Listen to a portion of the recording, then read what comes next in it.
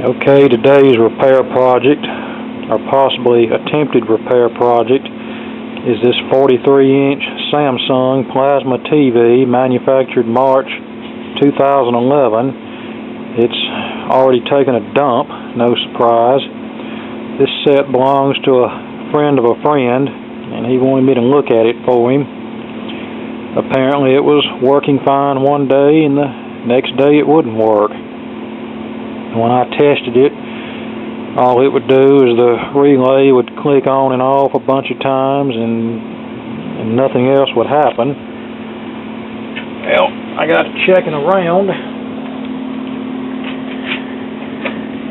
I could unplug the power cable going to the Y sustain board that mounts right here. And when I unplug that cable, the set would power up and produce the usual turn-on ding-dong sounds from the speaker, and the same thing would happen when you turn the set off, so that tells me that there is a problem with this Y sustain module. Looking further on the module, there are a whole bunch of bad solder connections. This film capacitor here is loose. This film cap here is loose. You can actually feel the leads wiggling through the circuit board. Several of these electrolytic capacitors are loose. So what I'm going to do is resolder all this crap, see what happens.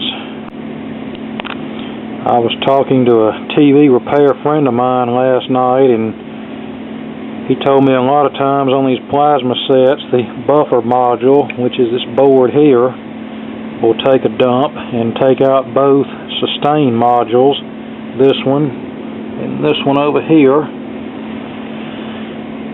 So really you have to replace all three boards in order to be sure that one board is not going to get zapped by another defective board. And he said that's all fine and good as long as the set's under warranty, but when the TV's out of warranty and you're talking about several $100s worth of boards for a TV set that you can replace for less money.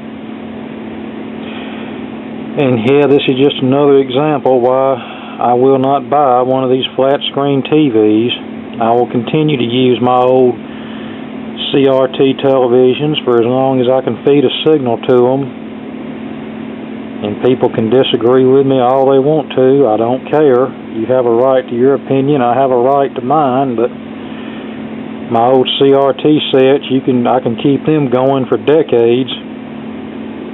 These crappy flat screen sets, if you get 2 or 3 years out of them, you're doing good. And then you've got to often have a catastrophic failure on your hands. Somebody told me the other day that they remembered when a 19-inch color TV was $350, and now you can buy a TV this size for that. And my reply was, yes, and the $350 19-inch color TV is still going somewhere. I said, if I pay that kind of money for a TV, it better last more than 2 or 3 years. $350, that may not be a lot of money to some people, but it's a lot of money to me.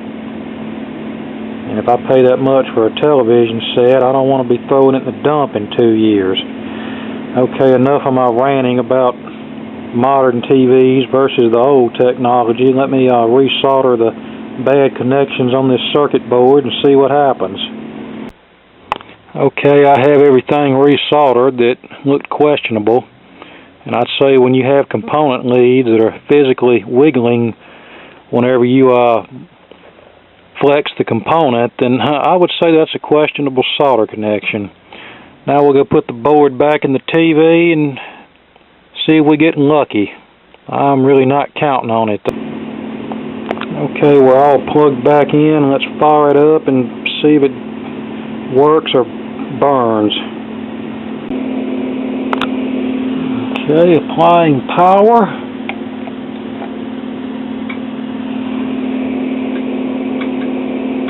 It appears to still be doing the same crap that it was doing before. So apparently it's not fixed. Okay, I now have the Y-sustain board unplugged from the buffer board. We'll now apply power, and if the set comes to life with some audio, then we'll know that the buffer board is bad. Alright, applying power. Still doing the same thing.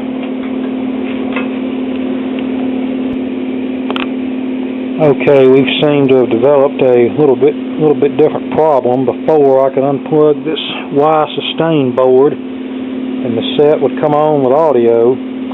Well, now it still just clicks, which means something else is taking a dump in here.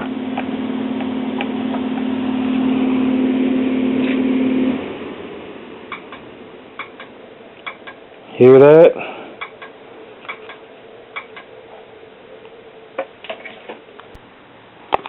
So, am I going to do anything else to this TV?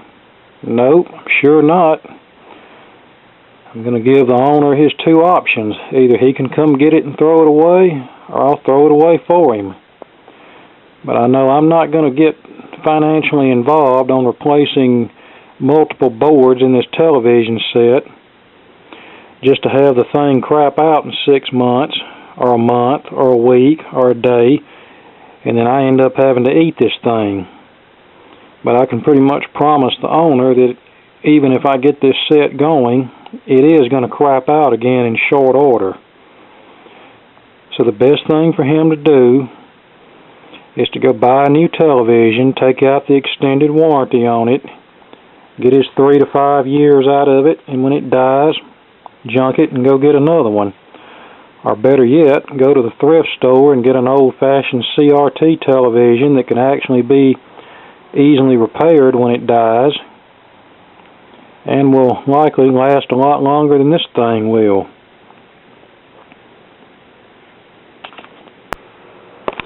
Not that I'm going to go out and buy one, but if I was in the market for a flat screen TV, it would not be a Samsung. Not after seeing the shoddy solder job that I found in this set. I mean, that's just poor quality control, plain and simple. No excuse for it. And I'm not spending my hard-earned cash on some piece of crap that's going to die in 2 or 3 years because it's not made worth a crap.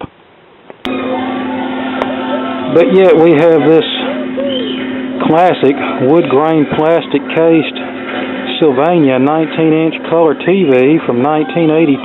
It still works just fine. Of course, I don't know how long it'll work with the likes of Jerry Springer being fed into it. It might blow up. But yeah, what I'm getting at, these old TVs keep working. This new crap dies.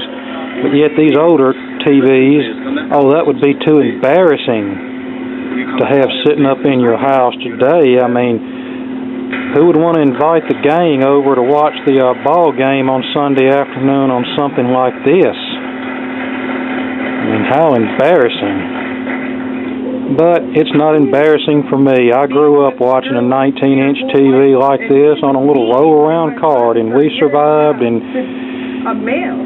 everything's just fine. I wasn't sure of who I was or what I was trying to be, what everybody wanted me to be, rather than being honest with myself. And I'm done. Thanks for watching. More to come later.